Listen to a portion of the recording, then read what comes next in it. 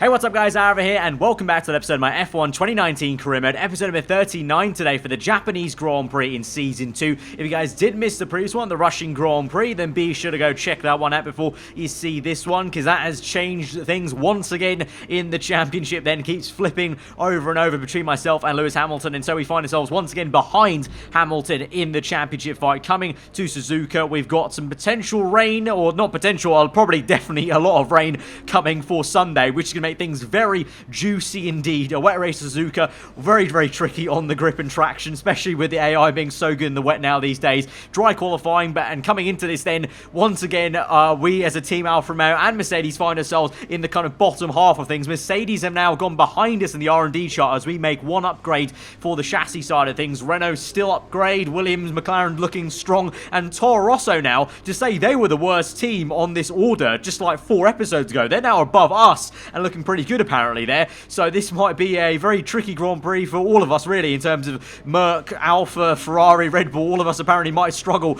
in quality in the race. I mean, obviously we just don't know how things are going to pan out, but I know the race already, I can tell you, is going to be a very difficult Grand Prix, and in a race where we need to bounce back after what was a very disappointing race as a whole for the team, not only just me as well, it's going to be a bit of a tough order, but we'll just go out there, try our best. You just never know what's going to happen out there, but first and foremost, good qualifying needed to try and hopefully cushion the blow in that wet weather period at the very start of the Grand Prix on Sunday. So let's go to Saturday and see how we do over one lap. Welcome to the only figure of 8 track on the F1 calendar. We're here at Suzuka for qualifying today ahead of the Japanese Grand Prix.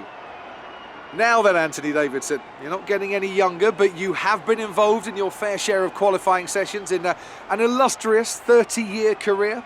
How do you deal with the pressure when you have that one chance to deliver a perfect lap? It's not so much about dealing with the pressure, it's more about how you approach the risk and just how much of it are you willing to take. You're constantly balancing the car on the edge of grip from braking, cornering and traction, and over the course of a lap, it's easy to get that balance wrong, and that's why achieving the perfect lap is almost impossible. As you say, I've been doing this 30 years now, and it never gets any easier.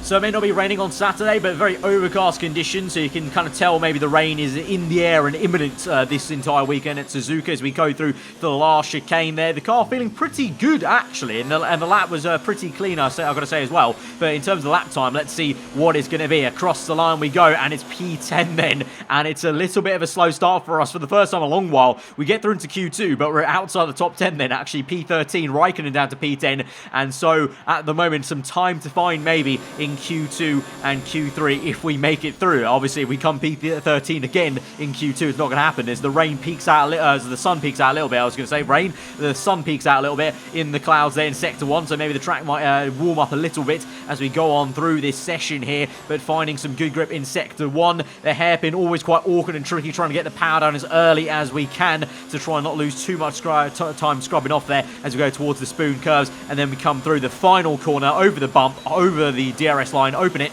and across the line. We go fastest of the session so far, and as the session ends in Q2, we actually go fastest then into the top 10 shootout. So what a kind of, very topsy-turvy way from Q1 to Q2. Such a difference there in terms of lap time and what we are compared to our teammate Raikkonen as well. The 2 Renaults obviously looking strong, and the 2 Mercs are always ever present, so it doesn't really matter if Merc are behind us in the R&D chart. They're just always there.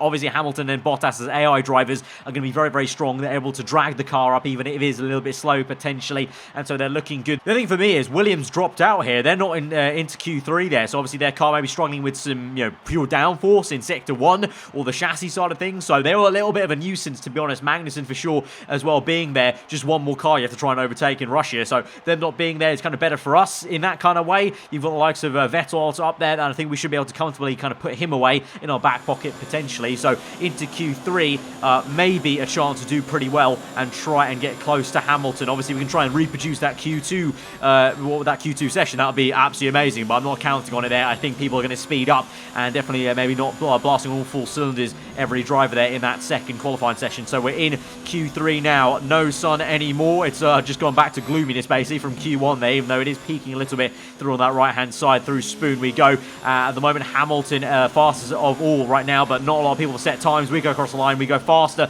than Hamilton, but obviously it's early days as we go through there. Verstappen then goes and gets provisional pole there. So a lot of people yet to set times. So we're through now to our second flying lap. The last 2 minutes or 1.5 minutes of the session to go. A little bit of time found in the first corner there. I thought the first corner was going to be a lot better than the first run, and I thought we would have found way more time than we actually did. But in hindsight, in reality, we're actually just on the teetering edge of actually even going positive at the moment here. But we're still second place. Vettel behind us. Weber is actually behind us in P4 yet. So a very slow lap there for the German in his first final lap in the Renault there. Verstappen still comfortably though on pole as we go through onto the curb into sector 2. We've got the power down very awkwardly to Eager on the right pedal over the curb, and we nearly put it in the wall. Thankfully not, but it's not going to matter either way. We could have put it in the wall and it would have been the same outcome. We are done in qualifying because the flag is going to fly down with only 35 seconds to go now as we go into the hairpin. Those tires are shot, and so it's a real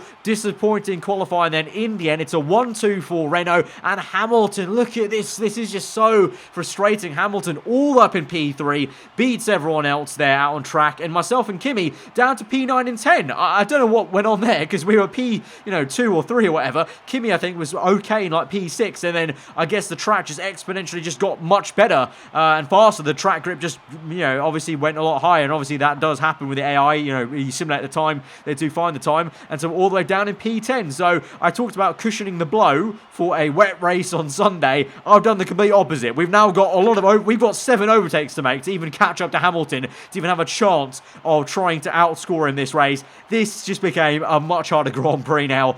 Let's go to Sunday. This might not go so well. We're live today from the Mie Prefecture of Japan as we look forward to the Japanese Grand Prix.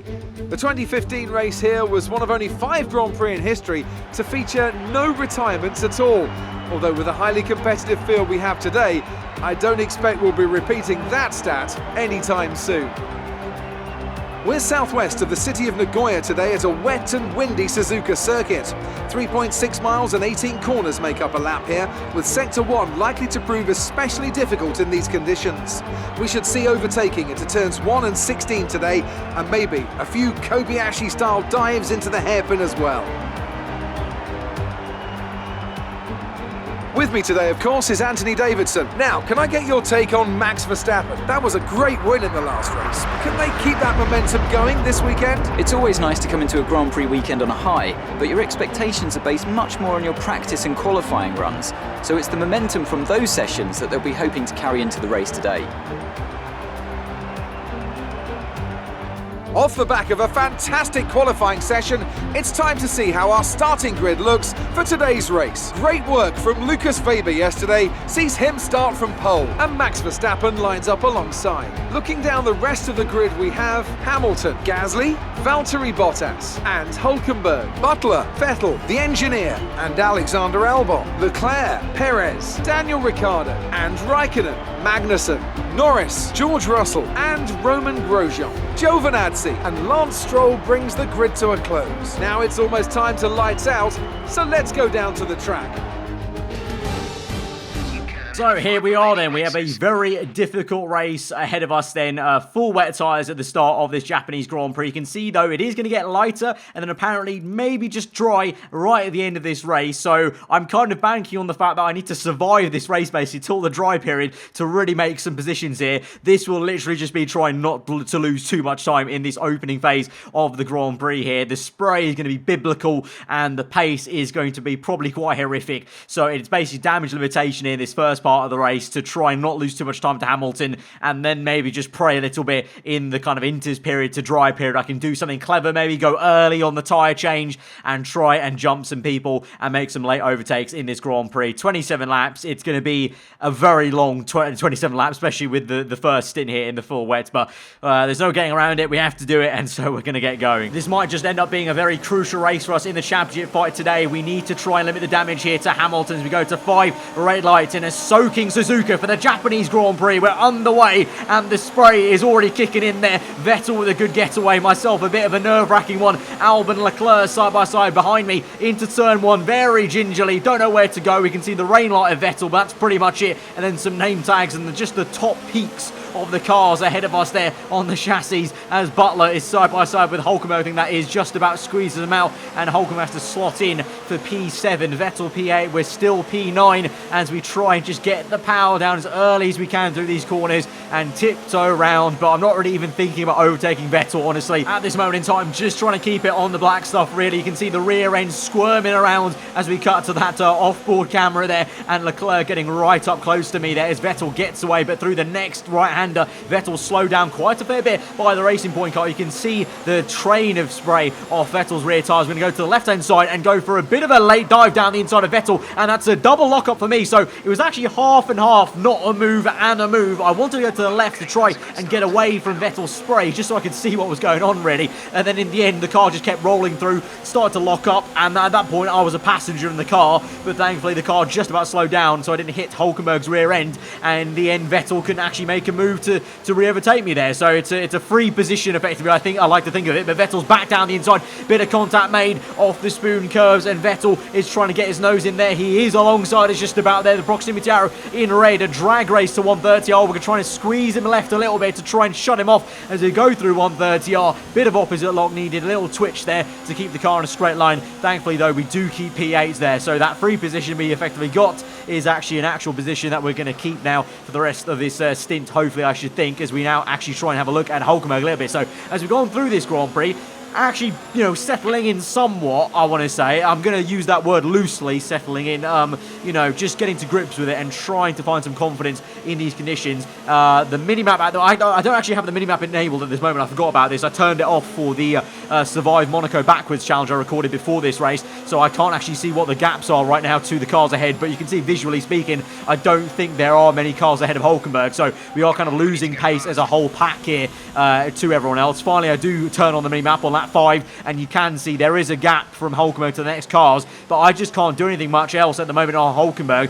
The track conditions are a little bit better now. You can see the rain on the screen is definitely a little bit less than it was on lap 1, so we are already getting towards maybe the rain lessening and getting towards Inter's conditions. And on lap number 5, I thought it was actually clearing up so much that I genuinely thought, you know what, I think it's Inter's pretty much a lap or two maybe, so why don't I take a gamble? We're going to say box in this lap. I'm going to go on Inter's. Why not? I'm P8, Hamilton's 7 positions ahead of me. I may as well try and gamble here. You can see a dry line sort of forming, an Inter's line forming, but we got yellow flags up ahead. Someone's had an off, maybe. It's Hamilton! Hamilton, so he's out! Hamilton's out this Grand Prix. Oh my God, this is massive for us. This just changes everything in this Grand Prix. Oh, for sure we're going to take a gamble now. There is no danger of getting this gamble wrong now, because Hamilton, our championship rival, gained so many points on us at Russia, is now out of the Japanese Grand Prix. Pulls up there after 130R. Don't know if it was an issue with his car, or maybe he got hit off, the tyre got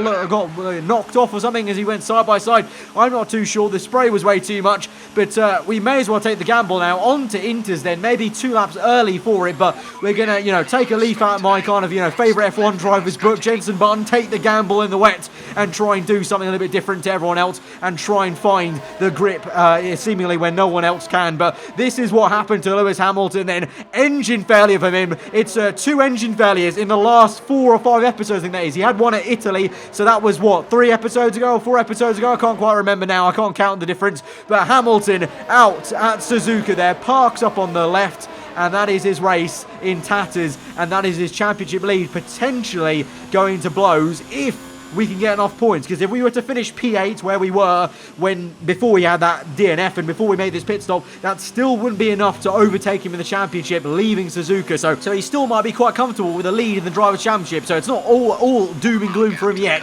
I still have a long race to go here at Suzuka. Lap number 8, and at the moment I'm still P19. No one else is yet to come in for intermediates, but I will say the feeling for me was a lot better. I was feeling so much more confident in the car on these inters compared to those 4 wets, and now some people are finally starting to come in. As we move on to lap number 9, we set our personal PB, not the fast lap of the Grand Prix, so despite me feeling a lot more comfortable, and we overtake Vettel there up into P11. Other people are still going faster on wets out there on track, but now a majority of people have come in. Bottas in ahead of us, P10 on Inters, Vettel in, but you can see Vettel was behind us, and he's still behind us, but the gap, the only thing that's changed is we've got a tiny little gap to him. So really, in reality, we didn't gain too much. We didn't lose anything. We didn't gained that much though either. So not much of a gamble actually, but I at least felt more comfy. I feel like I might have actually spun it or something like that if I stayed on 4 wets there for those next few laps there. So for me, it was the correct choice. So we go through now across the line. We do set the fast lap of the Grand Prix now. So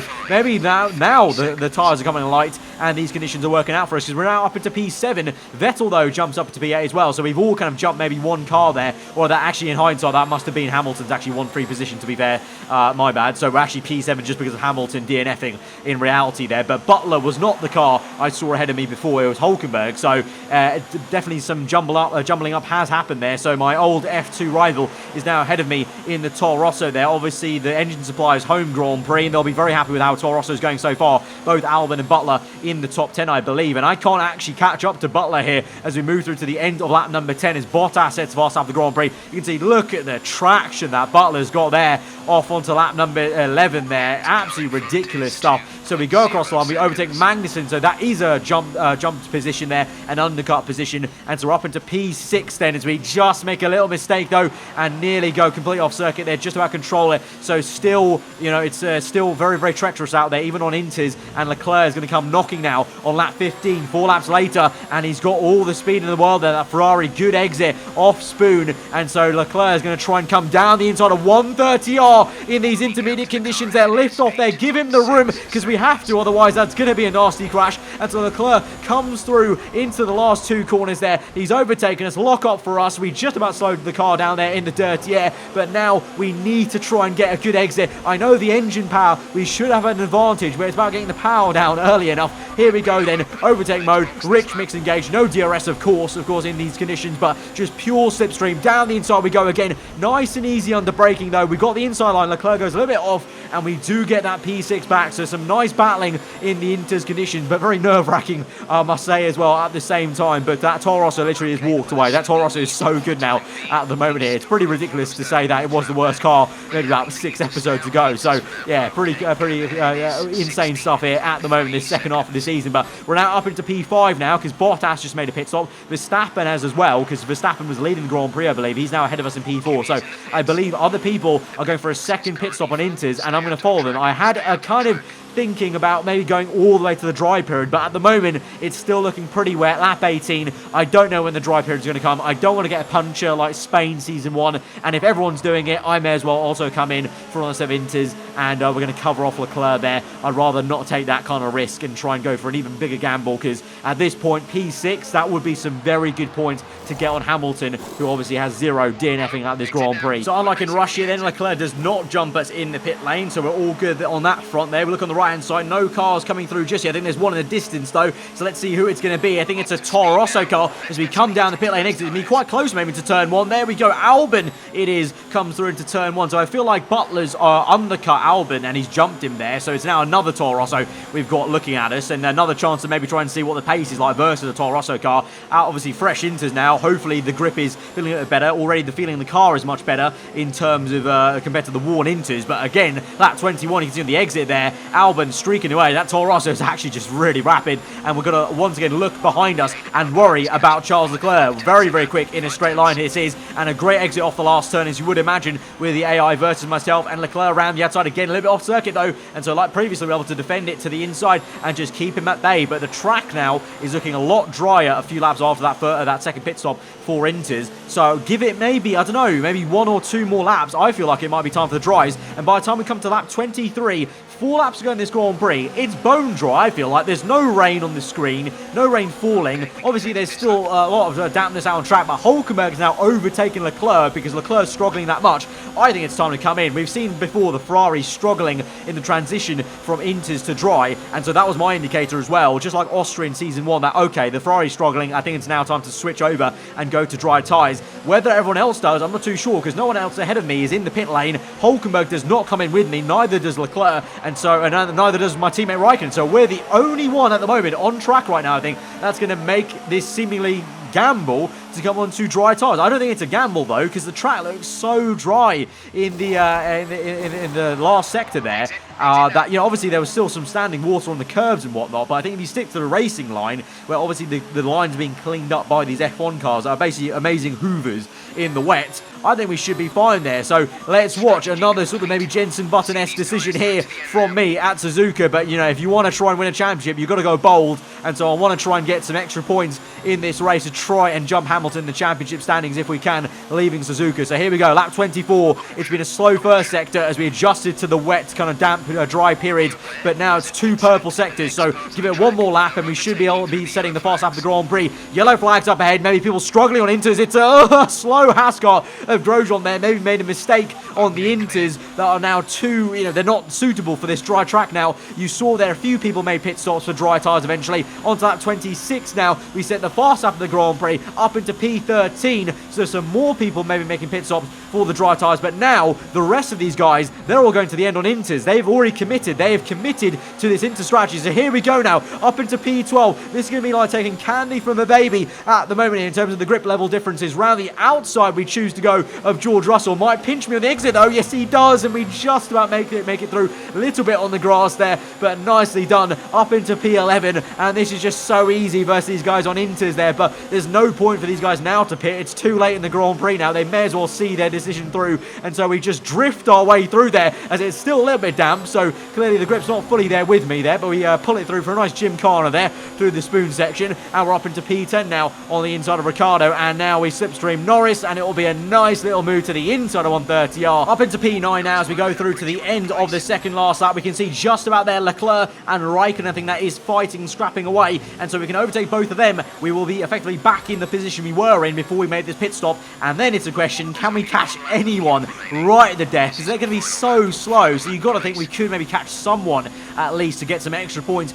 in this Grand Prix. Otherwise, this all might be a little bit futile, although quite fun as well to say that. So sector 1 now, great exit off turn 1. We're going to overtake Leclerc straight away into the left-hander. Raikkonen's going to be so slow in the next right-hander. We have to lift off there and then find the grip and the groove around the outside up into P7. And now the next car up is Alexander Albon. So basically the car we were unable to chase after and overtake in the inters period, we're now rapidly closing up on him. Lucas Weber has won his, I think, 3rd race or 2nd race for Renault there. It's another Renault win though, so Renault absolutely dominating this last third of the season there. But here we go then, we're actually catching. We've gained a lot there through the spoon curves on Albon. So we've got 130R. He's going to have to lift off massively on the inters in these dry conditions. So we're going to gain even more time through to the last 2 corners. Could we do this in a dramatic fashion to get one more position than we were in? Here we go, right up through the last corner around the outside there to overtake the Thai Brit driver on the last lap, last corner, and the last bit of tarmac for P6 at the Japanese Grand Prix. That in the end was actually a very, very enjoyable Grand Prix after a very nerve-wracking wet period. The dry though, absolutely amazing fun. Another win for the team at Renault today. Really impressive stuff. Anthony Davidson, what helped them deliver this result, do you think? Well, I know it's a bit of a boring answer, but the truth is they simply had the best speed package on the day, and a driver who knows how to take advantage of that. It doesn't matter how much time you spend poring over the stats and planning strategies if you can't keep the pace, and our winner today showed they could do both. As we can see, it's time for the podium, and I can see the Renault team underneath our commentary box going crazy as their drivers walk out. It was a great win, and it means a great deal to this team.